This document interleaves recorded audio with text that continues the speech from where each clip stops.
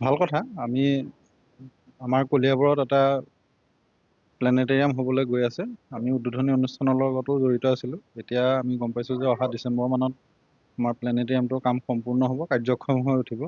গতিকে আমি কলিয়াবৰবাসী হিচাপে অতিশয় গৌৰৱ অনুভৱ কৰিছোঁ।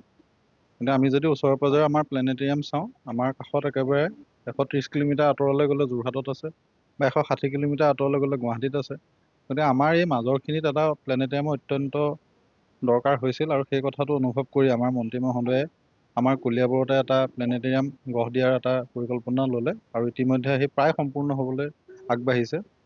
গতিকে কলিয়াবৰবাসী হিচাপে আমি যথেষ্ট সুখী।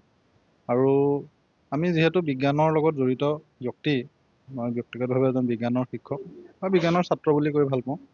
গতিকে এনেকুৱা ক্ষেত্ৰত এটা প্লেনেটেৰিয়াম আমাৰ অঞ্চলটোৰ কাৰণে এটা বৰ ভাল খবৰ।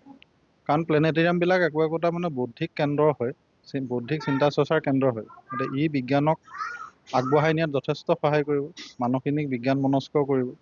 আৰু আমাৰ ইয়াত যিটো প্লেনেটেৰিয়াম হ'ব, সেই প্লেনেটেৰিয়ামটোৱে যাতে কেৱল কলিয়াবৰকে নহয়, আশে পাশে থকা যিমান অঞ্চল আছে দূৰ দূৰলৈকে সকলোকে সামৰি এটা মানে উমৈহতীয়া বিজ্ঞান চৰ্চাৰ কেন্দ্ৰ হৈ পৰিব বুলি মই আশা কৰিছোঁ।